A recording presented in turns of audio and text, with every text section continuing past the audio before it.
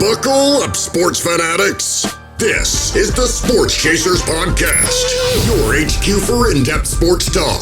Join host Kevin L. Warren and crew as they dissect the hottest stories, ignite debates, and bring you closer to the action. From locker room whispers to expert takes, we cover it all. It's game time, so strap in and grab a drink. The Sports Chasers Podcast starts right now. Hey, good evening, everybody. What's going on, everybody? It's another edition of the Sports Chasers Podcast. We're not live, but hey, man, this is the interview sessions, man. Y'all know what it is. When it comes to those in the world of sports, we sit down, we talk, we have conversations, great conversations with those in the world of sports. And tonight is no different, man. Before we start all that, let's take care of some business. Make sure you like, click, and subscribe to our channel. Make sure you hit the bell for all the notifications. And for those that's on the podcast side that's listening, at the sound of my voice, y'all give us that 1, 2, 3, 4, 5-star review, 5-star review. Love us or hate us, let us know how we're doing. And y'all absolutely let us know how we're doing this past weekend on YouTube. The wonderful comments and the hateable comments, man. We take them all, man. We take them all in stride. So we love you guys for it. Like I said, tonight we have a great treat for you. We have a really, really great treat for you, man. We're going to talk about sports media and media in general and the whole podcasting and media ecosystem, man. And we're going to kind of flow with that tonight, man. And I got a really good friend of mine, man. I met this gentleman at Podfest about 2 years ago. I'll tell you the story, but I want to give him the proper introduction before he comes in. So let me give him his proper introduction here. It says, Chase's family. We got a powerhouse guest tonight. He's an award-winning journalist, a former TV news anchor and reporter, and now a professor shaping the next generations of storytellers at Husson University, from covering breaking stories in the field to teaching students how to podcast like a pro. Y'all going to get that here in a second here. This man knows the media game inside and out. Ladies and gentlemen, boys and girls, please help give me a Sports Chasers Podcast welcome to Mr. Jeffrey Hope. Let me get him up here, right here. Let me give him some applause. I'm stumbling on my words here, man. Like I act like I don't know this guy, man, but I know this guy, man. We got at Podfest for the last 2 years, man, and I'll tell you about this story, man. So I think me, D-Dubs, and our producer, we was walking in the hotel lobby, man, and there's an app that you can connect with people during Podfest, man, and so it's pretty cool. So I saw this gentleman, his name was Jeffrey Hope. He said, "Hey, you guys do sports?" I was like, "Yeah, we do sports." And all of a sudden, in the middle of the hallway, I was walking, going to another class. This gentleman right here said, "Hey, Kevin Warren." Hey, all true. Yeah, that's me. What's up, man? Am I in some trouble or something like that, man? But picking out a sports podcast that was in my even till this today, man. I mean, last year they didn't even have they had a couple of podcasting events there. Excuse me, podcasters there. So. And I think that year, 2 years ago, they only had maybe 2 or 3, man. And we was part of the 3. So, right. Jeff, welcome to the show, man. Welcome to the show, man. And by the way, I've been on his show as he talks with the students at the university, man. I think 2 years in a row, man. So very helpful. This is becoming a tradition, I should say, man. Jeff, welcome to the show again, man. How are you, sir? Thank you. And I got to admit to your people what actually happened. And that is, I'm a stalker. I'm totally a stalker. So as Kevin said, there's an app at this conference. It is really good, but you can look people up. And I'm looking up, I go, whoa, Sports Chasers. I got to meet this guy. And so I'm going around the hallways of the conference. And then Kevin Warren. I surely did. I was like, yeah, that's me. What's up? So it's pretty cool though when you go to these giant podcasting conferences and you get to meet people all over the country. Really cool, very helpful. I highly recommend it if you're a beginning podcaster, and you can afford it because you got to travel to get to these things. It's worth it. Yeah, they usually have it in Orlando, man. They actually the same what's my man's name? he's gonna hurt me for this, but they're actually doing something called VidFest, and I believe it's starting this weekend. Couldn't make it, man, but I'm gonna try to make it some the next time that they have it. So they pretty much doing stuff with the video side of podcasting. For those young people out there, or those that's young in the game with podcasting, always remember there's couple ways to get your money in podcasting. You got the actual podcasting side and the actual video YouTube side, man. Don't shortchange yourself. Get all the bag. So let's get all the bag. D-Dubs, let's go to D-Dubs real quick. D-Dubs, what's up, man? How are you tonight, man? What's going on? Hey, Jeff, how you doing? Good, thank you.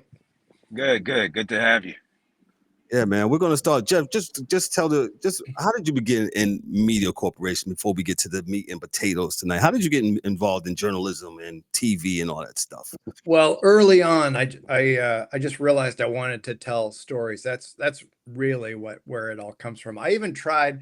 I tried comedy, and not regular comedy like you know it, but more like storytelling with a little bit of comedy. I tried that. I even went to a festival or two, and I found it just tremendously hard to do and really hard to write good material. And then I went to school a couple of times. I got a music degree, so I have a drummer's brain. We don't think like the rest of people on the planet. We hear things differently because we're drummers. Right. But then I went to Emerson in Boston, and there I discovered television news, where you're shooting your own video, you're talking to people, you're interviewing, you're telling people the stories, however you want to produce them and tell them your own way. And right then and there, like, this is everything I want to do. I get to tell stories with creativity. And creativity is my favorite thing in the planet. If there's a way to be creative, I live for it 24/7. And you know, I can be kind of silly at times, and and that comes from just a true love of being creative and storytelling. So that's how I got into it initially. Is once I got to college, this is it. I'm in. Wow! So you found your passion in college. I did. And so where did that lead you? I know you had to, with those type of jobs, man. You don't start off as a anchor right away, right? You're not Peter Jennings right away. You're not Stuart Scott right away. You got to grind a little bit. Tell us about the grind and how you got there. A lot of people don't get this. So I teach 18 to 25-year-olds, and the young people coming in all think that's what's going to happen. And it's really consistent in any major. I'm sure you guys can think of in your profession. You have young people that come in and think they're going to run the place in a weekend, and you and I know they're not. You've got to learn your profession, and you've got to go up through the ranks. And it's not just going up through the ranks and getting older. It's about getting better and learning it. And so that's what I did. I saw early on in college, I might not get the job that I want. So what's the plan B? And I am a huge fan of a plan B. And so my plan B was, okay, I'll also learn to shoot video, so that if there are no jobs, I can sell myself as a photographer. It turned out that was the exact right thing to do, because it was a time in the United States where more and more TV newsrooms were thinking about moving to what at the time was called the one-man band. And that's where you, the journalist, you're shooting your own video, you're writing your own stories, you're doing the interviews, you're on TV, and you're by yourself. And when I made that transition, I was one of only about, I'd say, less than 12 people in the whole country that was doing that, because it was completely new. I'd go to conventions, news conventions, where you're trying to learn new stuff, and I'd tell people what I'm doing. Then they'd say, I don't know how to help you. I don't know how to shoot. I don't know how to shoot stories. And it was really weird. Now it's completely normal. That's the way it is. And that's actually what I teach. Is I teach students how to do journalism, but also journalism by yourself. And we've changed the name. We don't say one-man band anymore. We say multimedia journalist, MMJ. So that's how I kind of made the transition. Got you. So then you was able to do that, and so you went to a news station. When did you really find your sweet spot? When do you remember? It took a while. So I did have to take that job as a photographer, which turned out to be brilliant, because like any profession, you do anything singly one task for a year or two, and you get so much better at it. So I became a pretty decent shooter. But I was even after 3 years of school, my writing was still pretty bad, and I was still really trying to figure it out. I'm not a fast learner, so for anyone listening that doesn't think they can do something, it's really all about just sticking to it. You can really accomplish great things if you are wholly 1,000% dedicated to getting it done. It's amazing what you can accomplish, and I'm a perfect example. I wouldn't dare to show you my first couple of stories. They're so embarrassingly bad. I just would hold my head like, oh God. And here comes the interview with the guy, and there's the picture of the dog. Oh, geez, they were pretty bad, but eventually, after I'd been doing that for a while, the first reporting job came in, and I'd been pestering the heck out of people, and they said, "Okay, you can have it." And then I transitioned to being a reporter who, on some days I'd work with a photographer, and on some days I'd go up by myself, which is really valuable in today's economy of the news business, to be able to do everything yourself. And now the young people going out there are doing even more than I did, which is kind of shocking. They're responsible for social media out in the field, live from the scene. You go to a big accident, you are expected to get in a couple of sentences. I'm on 995. I'm just north of Key West, and it's not good. Whatever. Okay. Nah, that just makes a lot of sense, man. Let me get into what we so your journey is your journey. So what are some of the core differences between traditional broadcast journalism and podcast journalism when it comes to storytelling and audience engagement? What's your thoughts on that? Well, so the big difference between just journalism and podcasting, for starters, is a slightly different medium. And so broadcast journalism is going to be TV, laptop, your phone, or whatever. And I would argue, I'm not sure if everybody agrees with this, but I would argue that it's not quite as intimate as podcasting. There's something about podcasting, and I think especially if you're on your headset, it just comes off as more intimate, like you're talking directly to Kevin, or Kevin's talking directly to you, and it automatically creates, I think, more of a relationship if you're genuine, like you guys are. If you're really yourself, it creates this different thing that I don't think is quite there with broadcast. I think with broadcast, it's a little bit easier to kind of leave the TV on in the corner, and it just goes on all day. And I think that podcasting has the edge, just as radio did before that, just a slight edge over broadcast news. The other difference is broadcast and traditional broadcast, though, that has rules, and that has the rules of journalism, and also the rules of FCC, depending on where you're broadcasting. So there are certain words that we can't say if we have to abide by the FCC. And in podcasting, you don't have any of that. It's different, and you really don't have any rules to worry about whatsoever, other than trying to gain your audience. So that's a tremendous difference between the kind of old school, we got to do it this way, and the podcasting world, where however you want to do it, if you want to break the rules, you can, because you're not being regulated. It's the internet, so whatever you want to do. So there's definitely some big differences, but I would argue that in terms of building an audience, you have a really, really good chance of very close relationships with your listeners, and I think a little closer than broadcast people can. For instance, I don't know if you saw some of these people, but at that podcasting conference that we went to, there were these two women with not a very big audience, but their people were so dedicated that they were kind of partiers, and that was part of they had this very fun podcast, and they could tell their listeners, we're thinking about going to Vegas, and if we go to Vegas, we're going to do this, that, and the other thing, and then we're going to do drinks at 5 at the so-and-so bar or whatever. And Right. they'd be super specific. And they said, if you guys can give us $700, we will go do it. And it happened. You can't get that in broadcast. You can't call you Yeah. up. You can't talk to your listeners and say, we'd go on this trip for you, and we'll broadcast the whole thing if you give us $700. It doesn't happen. And that's this crazy relationship that I think can be so much stronger than anywhere else because of this intimate, really cool relationship. You probably have some, I'll bet you some listeners are coming to mind right now while I talk about this, Kevin, with you guys.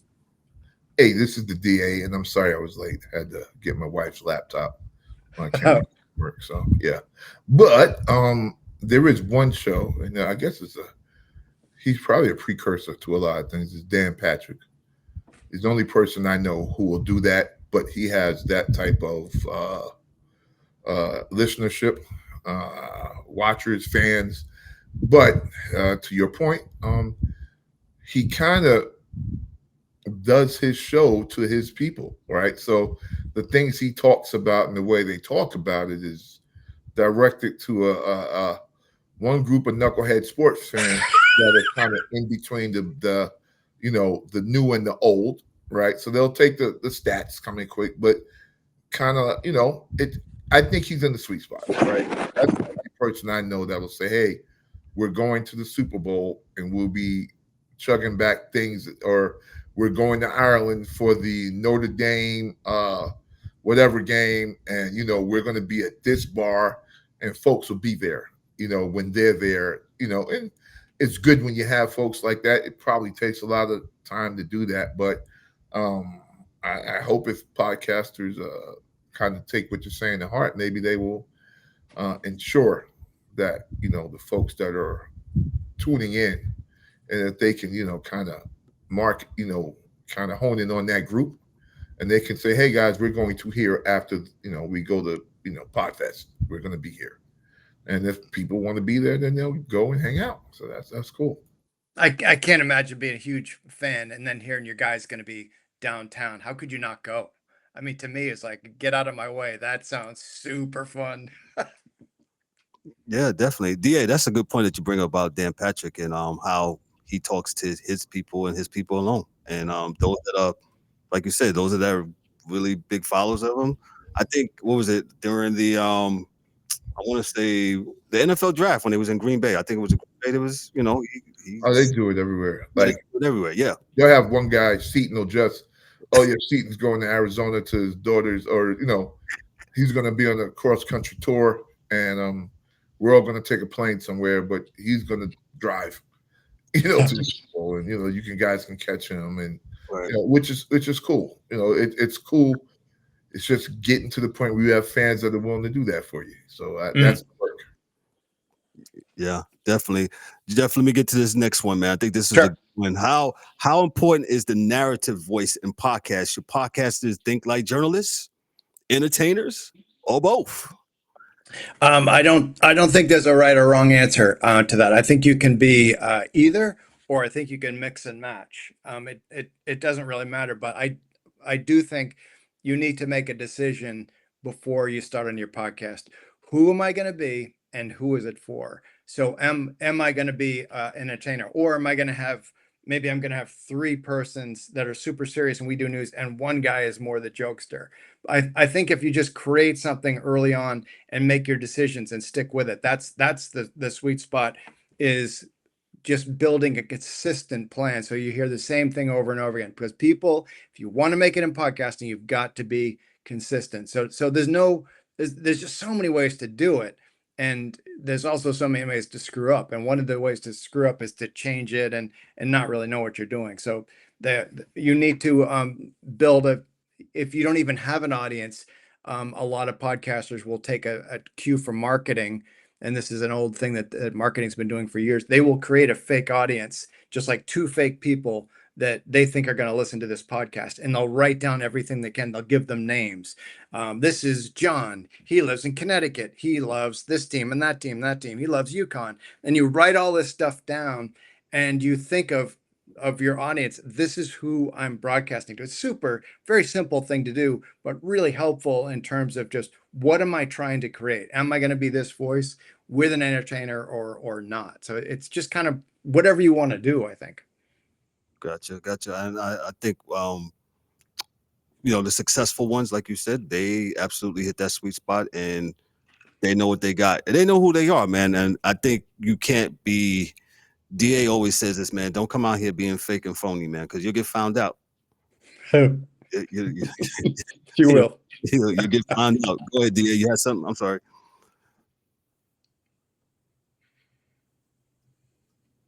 Oh, you're muted, sir. $5. Yeah, it's a little harder coming off of mute here, man. But this isn't my usual rig. But that said, yeah, well, you can't be fake, phony. You can't be ill prepared. So those three things are probably, the biggest things I see in podcasting. A lot of guys just aren't prepared. And, the one thing I will give for broadcast journalism or even newspaper journalism is that you have to be prepared. You had to do your homework, right? So you had to cite your sources, to give a very old school term, cite your sources. And on television, at least back in the day, you couldn't be wrong, right? So, yeah. So I'm saying because I'm, broke out, Tom and all, like they would say something with the intention of it being true. Yep. Now, something happened on the fly that changed the facts of what happened. They said a big accident on I-95, 5 cars, and then it turns out it was 7 by the end of the show. Then they can always correct that. But like in sports now, we're in a world where guys don't know who's on the teams. Oh. Or says something about a guy that's been traded already, or but like these things are happening on big 4-letter stations now. So, with that being said, I think I guess because you've done this. This is, I guess, that's a producer's problem. Like the producer shouldn't let you on if you don't know. But the reality is that's not something I grew up watching. No, I got a new twist on that. So I was telling Kevin, I very recently was asked to teach a public speaking course, which I haven't done. I've done public speaking, obviously, and I've been on the news and anchored and whatever. So I'm not the worst person to teach the class, but I've never read anything about public speaking, and I've just blasted through a couple of courses and a book trying to get ready to teach this class. And what was fascinating about it is that you guys have probably heard of Dale Carnegie back at the turn of the last century, very famous guy that wrote some books on public speaking and how to talk to people. And one of his big things was if you're overly prepared and you know way more about your topic, it's going to help you in so many ways, and ways you can't even see, because it's going to give you this confidence.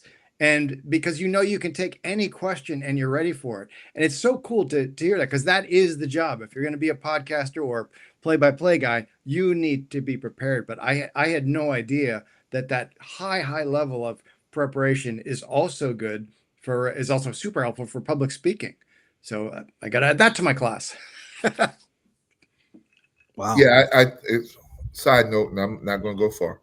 But like when you're a Toastmaster, you'll like your first speeches, you can write about anything, right? You can kind of, you have like your icebreaker, and then you have like a real fictional speech. Like I did a speech about Fred Flintstone, do a bunch of crazy stuff. But by the time you get to your last one, you have to be able to be cited, right? So because you're going to take questions. And I think when I did mine, the guy that was one of our proctors was like, the objective is for you to be able to do a TED Talk and take questions. Yeah. So you want to be able to know enough of your topic that you can ask yourself any question anybody else would ask, and then answer said question. So with that being said, I can understand that. And for us, it does lead to being more confident. And we know as podcasters, if we're not as booked up on a topic, either one, we probably won't have it in the rundown, or we have somebody on the show that is an expert in that topic in particular. So if it's boxing or WNBA or hockey or baseball, we have somebody, at least at this point, and we're still looking. Like we want we used to have a soccer guy where, we'll take a cricket guy. We could care less. Like, if because it's a sport, man. And like my beginnings, like I watched cricket. Like I know what happens in the game. And I'm a heavy footballer, like not soccer guy. So, having those type of people that dedicate more time to it would, sure enough, be really cool. But yeah, I think every show, if you can, should be able to be, because you want to grab more people. So Right. Gotcha. I might have to send a few more students' names to you guys. Bring them on, man. Bring them on, man. We definitely would enjoy it, man. Your thoughts on the blurred lines between opinion and reporting in the modern sports media, especially in the podcast format? I do hate blurred lines. It really bothers me. I just hate it. It's like, you can pick one. And I think it's a disservice to all of us if you're doing both.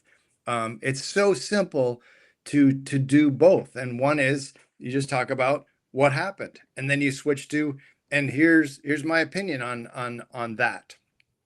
If you notice, all the country's biggest newspapers, New York Times, Washington Post, put them up on your phone. Take a look, and you're going to see on the left, it's news, and on the right, it's opinion, and it says right there, opinion. So there's no confusion. We're doing two things on the same page, and you should be able to handle it. And I really wish there was less blurred lines, and that was more obvious to people that I'm strictly sticking to the facts about this game, and then I'm going to tell you why I think that coach's decision was horrible in my opinion. I'm good with that, but if you're not the transparency, that really frustrates me.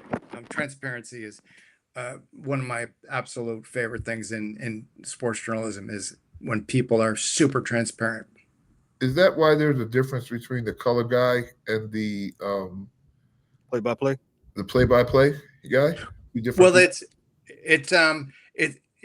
the difference is that you have to have your two roles. You have to have and everybody has to know I'm going to be calling what's happening so that there's no confusion, and that is my job. Call it, this is happening, this is happening, this is happening, and my prep work is going to be along those lines, versus the color person should be looking at stats and just have a thick notebook on everything, so that when something happens, they can add it in. And if they're a player, then yeah, they could add their opinion as well. And that's always fun.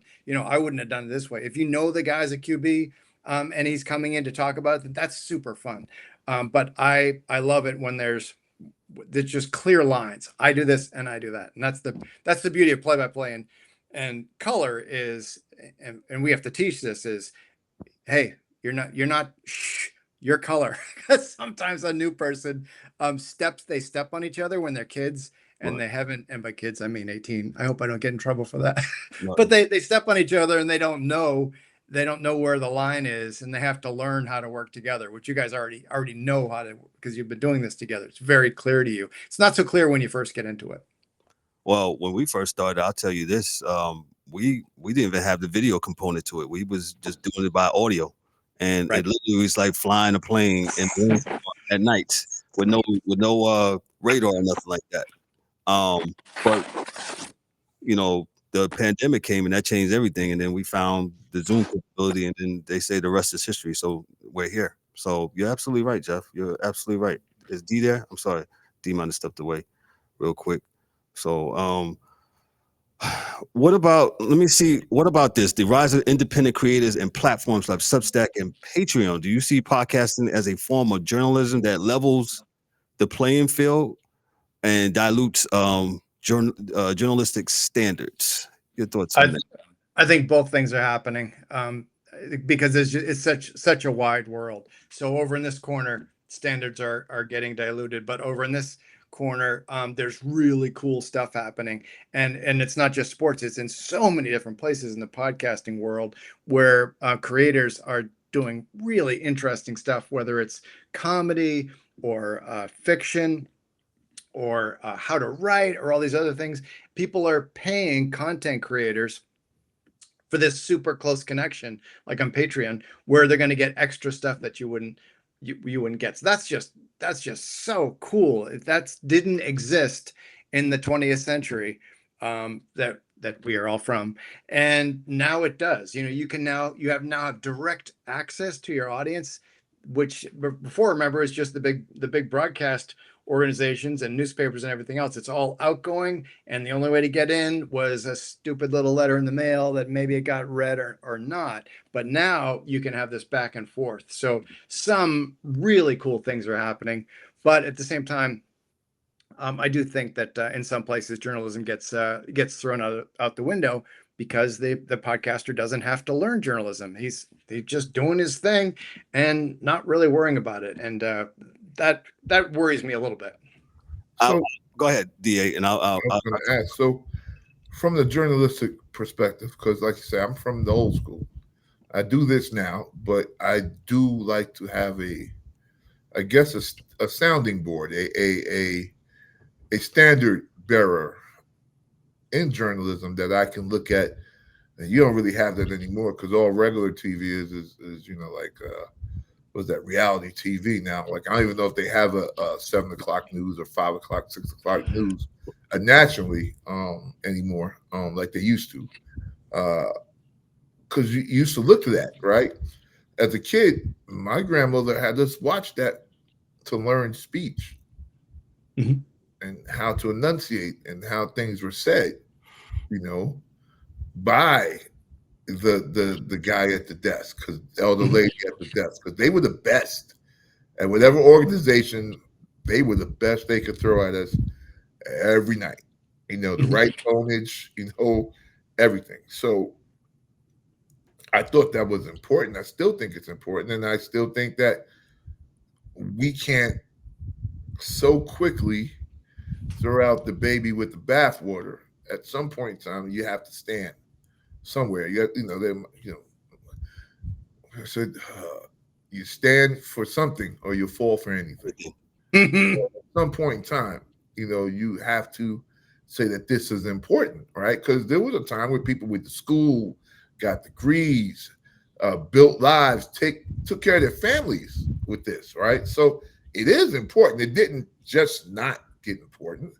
And it's not to say because that's important that the podcasting space is not important, but greed, to me, always gets everything. Because I think there was a way to do it to where there's a line where things stopped and started, right? So yeah, you could, like you said, you have an opinion, that's fine, right? But when that debate show stuff started happening, and it was just opinions, then the podcast world won, because you don't have to research to have an opinion. Jeff, you can say, I like blue. And I can say, well, I like sky blue. And we can, argue on this podcast for an hour about the color blue and which one is the better blue. And that's absolutely fine. But that's not good for a basketball discussion or a football. It's not. It's just because you can like John Elway and I can like Joe Montana. And that's it, right? And then, Kev will jump in with Dan Marino. And then, there's nothing wrong with that. Someone else says, Paul Horning, nothing wrong with that. But you can't keep arguing that round and round. And I think that killed at least broadcast sports, because they got into a situation of arguing topics that could not be quantified. You just can't quantify those topics. So yeah, it can work for a while, but it's going to get old. That's why we're friends, Jeff.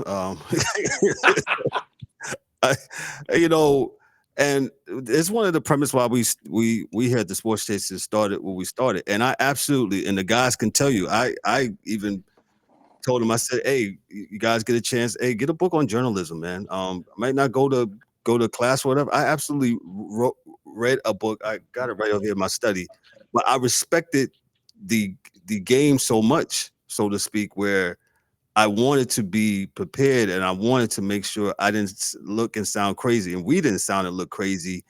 And it's just a level of respect. If you step into somebody else's world, well, it's podcasting, but you truly still giving the news. You're giving your opinion, but your anything that you see or observe, it should be the facts and nothing but the facts.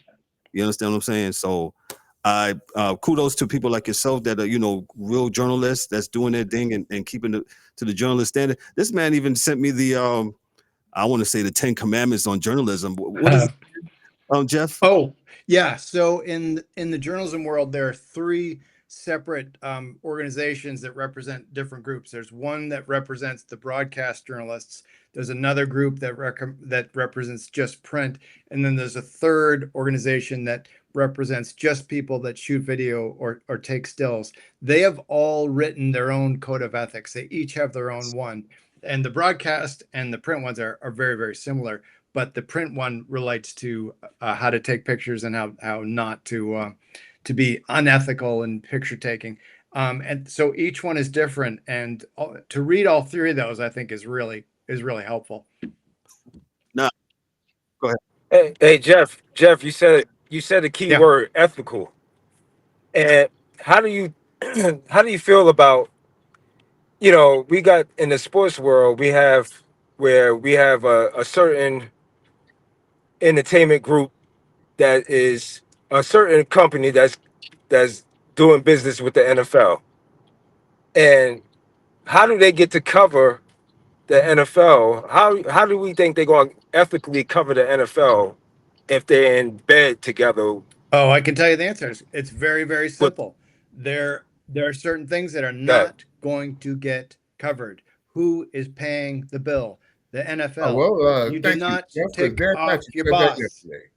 It's very, very simple. And the downside of being on our end as the consumer is we don't know what they're not talking about. Someone has said you can't cover this, and if you want to keep your job, you need to know, what is allowed and what isn't allowed. And so they might be having discussions. Can I talk about this? Can I talk about that? It's the smarter way to move forward. If you're going to have this relationship where the NFL is your boss, the smart way to do it is have a list. What can I talk about? You and I are never going to see that list. That's the downside of it. You don't know what they're turning down, which is upsetting, but that's the reality of it. The NFL pays the bill. Yes, sir. I believe it's the illusion of impropriety equals impropriety. So if you're going to say, and for me, I'm a conspiracy theorist. I told people for years, and I also played, not professionally, but that the injury list, everybody could be on the injury list every week. So if you're looking to the injury list for information, that's the wrong place. Unless you're a bookie, then it means something. Wow. If you're a bookie, it means something. Yeah. Because everybody else, somebody else being on a day-to-day list changes the line in the game.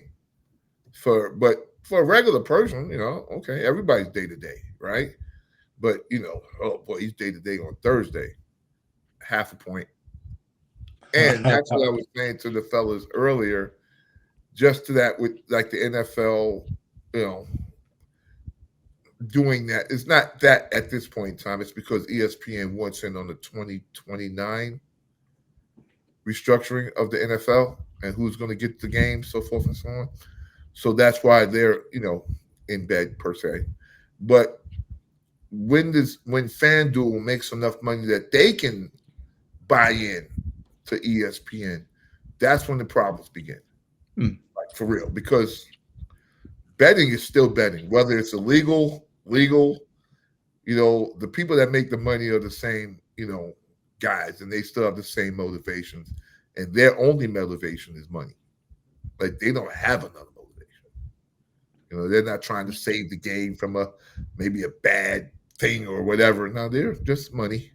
Right. And I think at that point in time, I don't know what happens from journalism, podcast, broadcast, any cast at that point in time, because nobody will have the information. At least, but what you're saying, Jeff, the podcasters may be able to help out these guys by maybe being able to get the truth from somebody else, because like you said, the money is going to dictate what stories they can even talk about. But the podcasters may be able to jump in and do something. But when it comes to that betting, there may not be no refuge for anyone at that point. So that brings up an interesting point. You said could get the truth. One of the ways that you get to truth is your sources, and you have to build trust. So in a perfect world, you might have some contacts at the NFL, and you might not be able to release their names, but you might, if you have some contacts there that are giving you real information, that puts you in a really, really good spot, because then you're able to say, well, my sources at the NFL are telling me this, that, and the other thing. Gotcha. And it's funny, you're stepping into my next question when I say, hey, how do podcasters approach sourcing and fact checking if they want to maintain credibility, and still keep up a conversational tone? So yeah, transparency is the way to do it. You need to be very clear about where you're getting information and how much. I love it when I'm reading a story and an organization says they put a number to it. We talked to 25 people that work for this organization. I love that. It just makes my day as a journalist. Like, that is so cool, because the reality is, that says to me, this is a large organization. How cool is that they got 25 people? I'm working by myself here, and they were able to have 25 different people spoken to on this topic. That is so cool. But it also tells you, as the consumer of the news or the sports news, how did we get this information? Even better if you can say exactly where they came from, but sometimes you can't. Sometimes you have to say they're insiders, or they work for this team, or whatever. You have to play this careful game of not giving it away. So that's one of the things. And there's rules in journalism that you need to follow. And here's a tip. You really don't want to be in the position of reporting on rumors. Well, I'm hearing this, that, and the other thing. I mean, if you're doing it for fun, but to start talking about rumors, that's not done in traditional broadcasting, because you don't have anyone that has said it did or it didn't happen. Well, there's rumors. And you guys probably remember not so long ago, Pat McAfee early in the year, rumor. He starts talking about, and I'm really disgusted by this, about a college student who apparently had sex with her boyfriend's father. First of all, who cares? But second of all, that's a rumor. And in my world of journalism, never in a million years would I do that. But there he is, putting it on the show, and isn't this funny? And people are loving it. Well, it wasn't great for her. She had a lot of personal attacks on social media. And it was just last month that Pat finally apologized and hopefully realized that talking about rumors on a public forum is not a good idea. I'm pretty disgusted that he did that, because the guy has such an interesting show, but I don't think there's a journalism person on that staff. Wow. Hey, Pat McAfee might need a consultant over there. I wish. Yeah. I'm a main man, Jeff, right here, man. You know what I'm saying? I'm cheap too. Nah, we talk about that all the time. And DA, I'm surprised he didn't have a follow-up, man. But when what you just said about, because me and him had this ongoing joke how we hear some guys on, the 4-Letter Network and some of the other sports media groups, and they're saying, yo, I've been hearing, and what you mean you've been hearing? Did who? What? Right. You got a source? Okay, right. That's cool.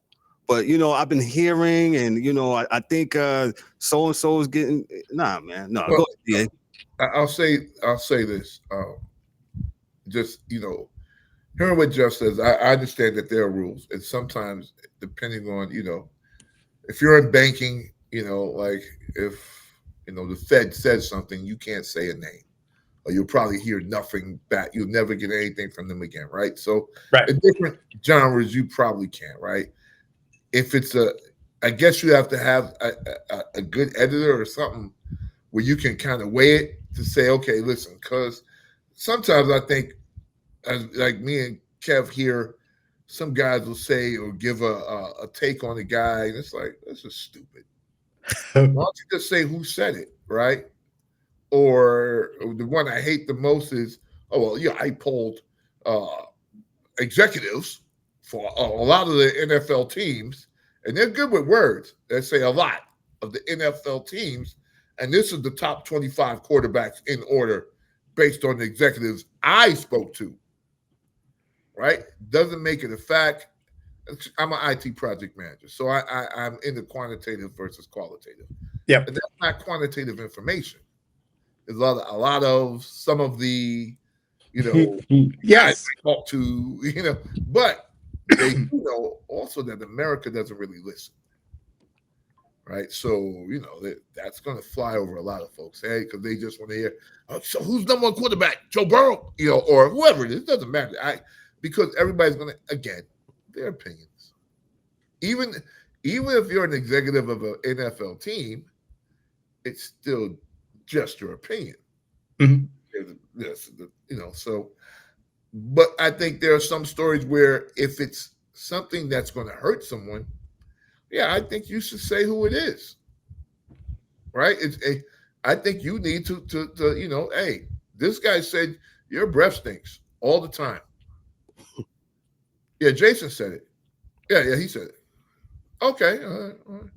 You can, I saw something today, and this is Jeff. I know you're not going to like this, but I,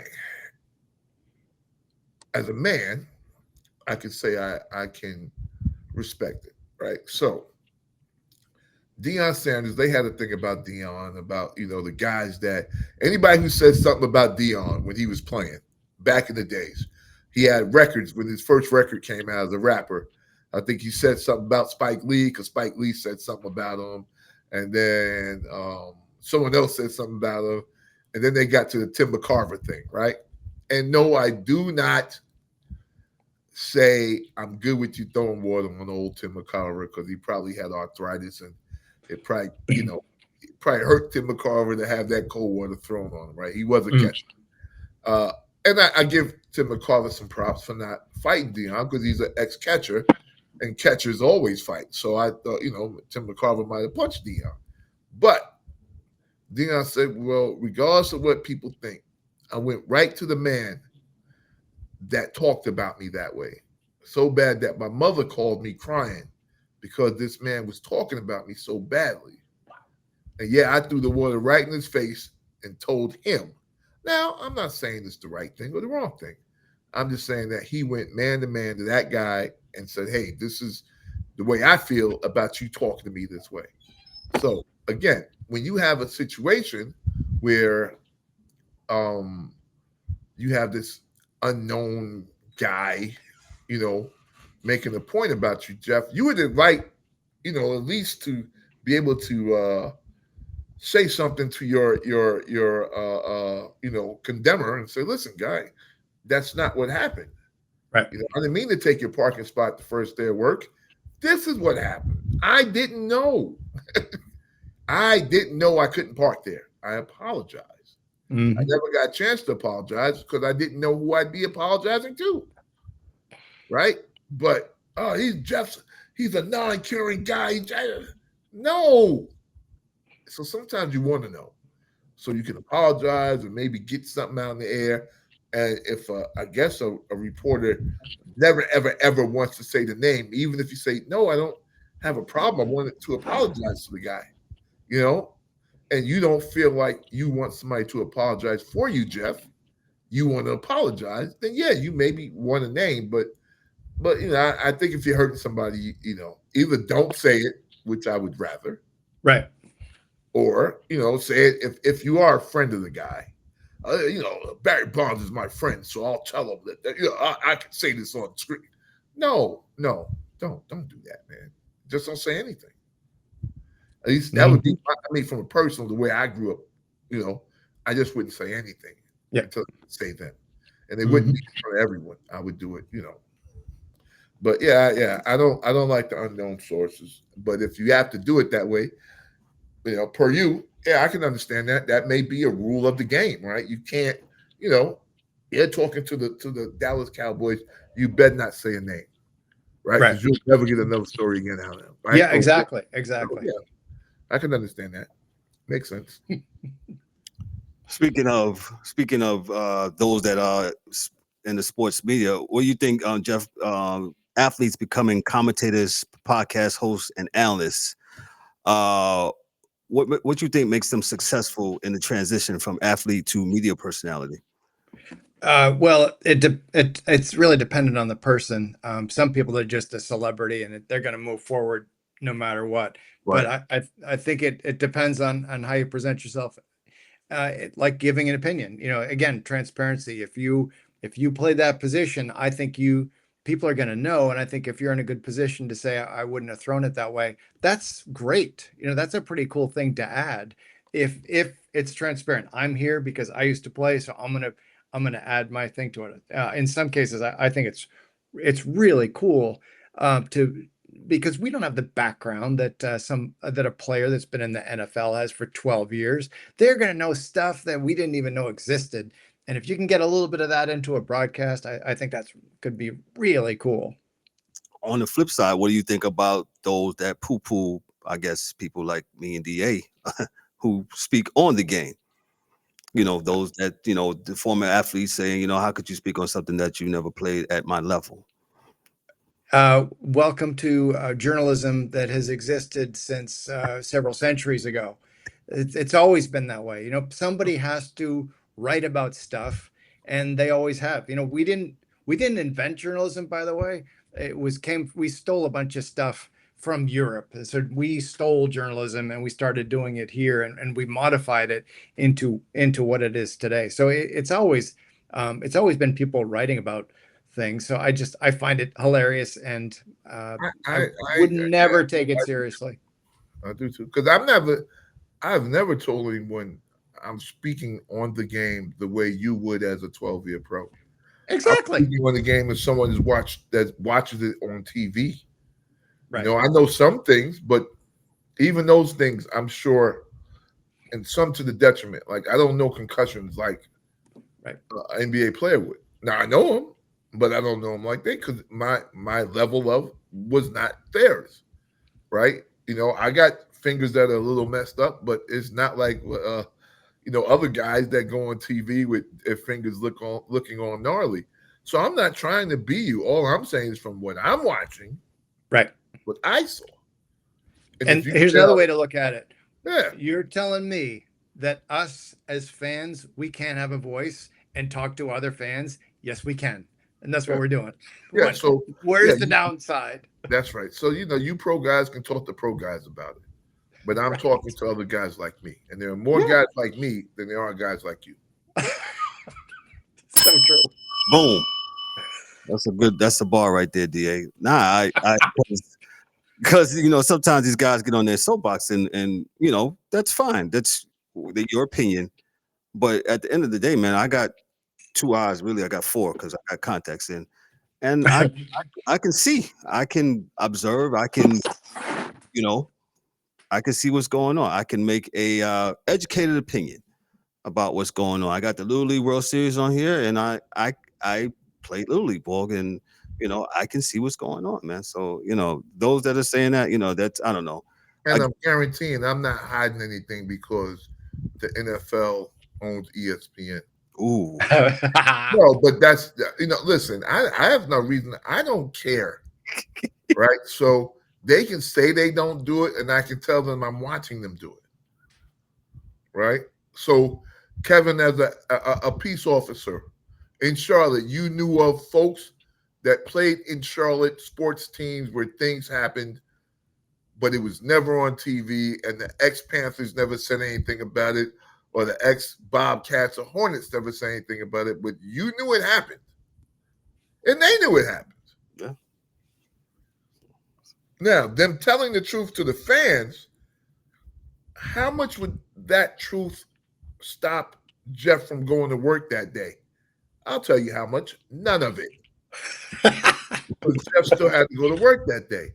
But yet they're hiding some state secret that doesn't matter. For no reason. Yeah. For no reason. Oh, hey, why are they going to start this guy over that guy?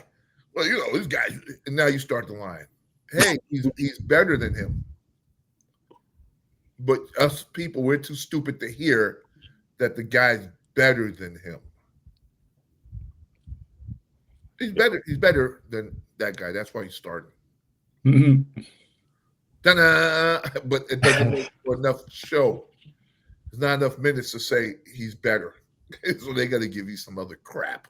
Mm-hmm. So it's fine. It's fine. Just so I know what's happening when you're trying to pull the wool over my eyes. I know. So. Gotcha, man. Hey, your thoughts on AI tools and this whole journalism thing and podcasting? What do you think? So AI is here. We got to deal with it. I only have one concern. Never cut and paste. AI give you some stuff, review. You always need to make sure that it knows what it's doing, because AI will make stuff up, and you got to be super careful with your sources. It can be really remarkably good and just create stuff that you wouldn't have thought of. I tried it today. I'm writing I told you I'm doing a speech class, and I'm going to start it as I typically do, with as much ridiculous, silly humor as I can to try to hook students. So I threw some stuff into AI to try and write some jokes. These jokes, AI gave me a bunch of dad jokes that weren't that great. But I have had some pretty good success with it. So it can do all kinds of stuff, but I'm not going to cut and paste anything without review. And that's my big concern, is people taking AI seriously. There are now people, if you guys read this, there are now people that have relationships with AI. Hey, AI is my boyfriend. They actually are saying that now. So it's going to keep on doing weirder and weirder things. But I think for us down here on the ground, we need to just be very careful that it's giving us facts. Yeah, well, yeah, it's hard.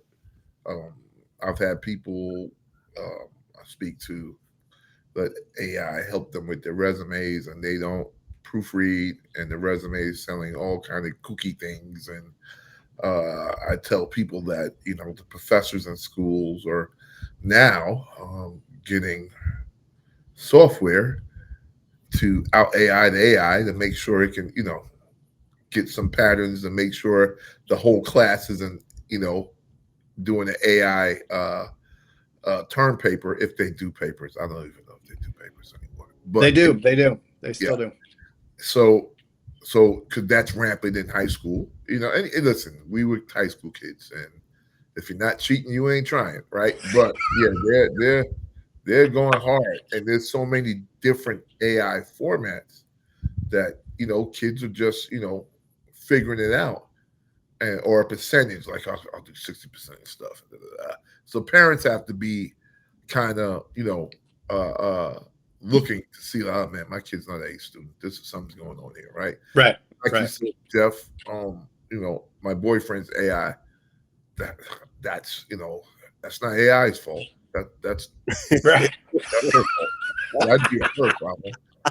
AI is pretty excited about it. Yeah. I got a girlfriend. AI he's at the bar now. Like, I have a girlfriend now. Yeah. She's pretty, right? So he's cool. But the reality is that's kind of a social thing that we, I don't know if I'm not sure if we'll ever get back from there. But yeah. I pray for my grands, right? So, yeah. But with that being said, I think for what we do run the risk, because we live in such a microwave society where things have to be done so quickly. And I say microwave like they're in and they're out so quickly that, yeah, you'll get it back quickly, but it doesn't mean you're supposed to put it out quickly. Like, you got to get it. If you were using AI to do something with a story, or whatever, help you maybe wordsmith a story. Yeah. I think though you should, before you put it out, make sure it sounds like you. Right. So you're not putting out a story that doesn't even sound like you. Yeah. Right. You're not, because we are again moving at the speed of I don't know what, but we're moving too fast. We all know that, right? So That said, what can you do other than say, hey guys, slow down a minute, read it, make sure it feels good, looks good. And that's why I think like an editor, and that's the one thing that we don't have that you guys have, Jeff, is editors. Well, maybe they fired all your editors and you got to do it yourself, right? But podcasters don't have editors. They don't. Many mistakes in podcasts. Right. There are no editors. Yeah. So they don't have producers in their ears. And that's why there are so many errors made in podcasting. Yeah. Because we don't have that buffer. And me, I'm old. I don't have a lot of memory cells left. So I would love to get help. With somebody say, hey D, oh boy, that's the wrong tense, you idiot. Oh, thanks. ED, got it. Right. I don't have a problem with, and I guess because we could take constructive criticism, right, and we're good with it. The reason why you can't do that with these kids now, because you can't tell them anything. What do you mean? That's not right. You're right. I'm right. Okay. It's one of the first things I go over when the freshman comes in the door is, I'm not critiquing you. I'm not critiquing you a person. We're critiquing your writing. And I say that again and again and again, because I don't need to hear ego about how you're going to do this over, because I don't accept a sentence without punctuation at the end. So I don't even grade it. I don't want to hear it. You can get all mad as you want, but I'm not grading it, kid. Wow. Getting mad for no reason, right? Jeff, tell us before we get out of here what you got going on at the school. You teach at the school. You teach this. I got here your bio. You're part of the coordinator for journalism, sports, and journalism instructor. College. Right. What are you doing? So I'm at a very small university up in Central Maine. It's called Husson University, and we teach several different things. We have law enforcement, education, OT, PT, nursing, marketing. We do extended reality, and we have a really good audio engineering program. We literally have students all over the globe traveling with the big bands because somebody needs to run the speakers and the microphones. My department is one of the smaller ones, so I'm sports journalism, and so we teach students how to be a journalist, how to shoot your own video, how to shoot your own pictures, how to write for the web, how to write for newspapers. We're very fortunate that we also have a video production major, and that allows us to broadcast a ton of games. We're D3, and then we have many days where we do not look like D3 because we have these really professional looking games that we have. The video production students are running the cameras and the board and everything else, and my students are the voice of the game. They're doing play-by-play and color. And so on any given day, we definitely have some people in our section of the world in D3 that are pretty jealous because we just have such good stuff. So I teach that, but the world of sports journalism is very, very hard to get into. And I tell that to every parent that comes in. I'm very, very realistic. And I tell them, your son or daughter's dream is to do this. That is great. I'm not sure it's going to happen. So I also teach something else. And I don't know how aware you guys are of this, but we really teach a lot of sports information, and sports information is in the athletics office of every university in America. That office has to be there if you're D1, D2, D3, and there are jobs all over the country. And so I really push that very hard on students. Like, there's jobs here. And I put my freshman students, their first week of school, I put them in the sports information office right along with the pros, and I give them a job. It might be a very simple job, like, you're going to run this camera for this game. Nevertheless, you are working with professionals in the sports media world where there are tons of jobs. So not everybody goes into that. It's always a small number, but that's how I can kind of live with this major, because it's very hard to get a job there. But I also I teach sports information, and the reality is you're going to get a 4-year degree, and I would argue that that's still important for so many jobs. There's so many jobs you cannot apply for without a degree, And so for my people, they might have a sports degree that they never use specifically, but they have a degree. Nonetheless, and that's all that counts, and that's all that's important, man. Jeff, this has been really, really awesome, man. This has been really awesome. Let me give him a round of applause here. Thank you. Oh, you should be Like I said, I met this gentleman 2 years ago, man, and it's been all love, man. And he came on here and dropped some really good nuggets. We're going to absolutely have to have him back on again because I don't think an hour is enough, but just an hour today, and we'll have to have him. You know, any other media stories, we absolutely have to have you back, Jeff. So thank you so much, my friend, for gracing us with your presence tonight, man. And hey, man, y'all make sure y'all check out Jeff, man. And what he's doing with the kids up at the university at Husson University. Did I say it right? You did. Okay, so I want to make sure I'm right with that, man. That So was one of my accounts at TIAA way back in the days. No Really? kidding. okay, gotcha. DA went. Yeah, you guys got to get up here because you haven't had lobster from Maine for quite a while. So Well, I'm allergic. get the van going. Let's come on, get up here. We're gonna have to make it work one day. But man, listen, we're gonna get on out of here. Jeff, don't go nowhere, man. This is the Sports Chasers podcast, man. Hey, man, don't forget to like, click, and subscribe to our channel. Make sure you also on the podcast side, y'all give us that 5-star review. So we're gonna get on out of here. On behalf of myself, I'm Kevin L. Warren for the DA, and for our special guest tonight, Jeff. Man, this is the Sports Chasers podcast. Jeffrey Hope, I should say. Excuse me. This is the Sports Chasers podcast. Y'all be good, be great, man. And man, y'all have a great one. Talk to you soon. Peace. That's a wrap for today's episode of the Sports Chasers podcast. Don't forget to subscribe on YouTube and your favorite podcast platforms, and connect with us on all social media channels for exclusive content and updates. We'd also love for you to join the conversation, share your thoughts, and become part of the Sports Chasers community. And remember to tune in next time for some more real sports talk. Until then, stay frosty.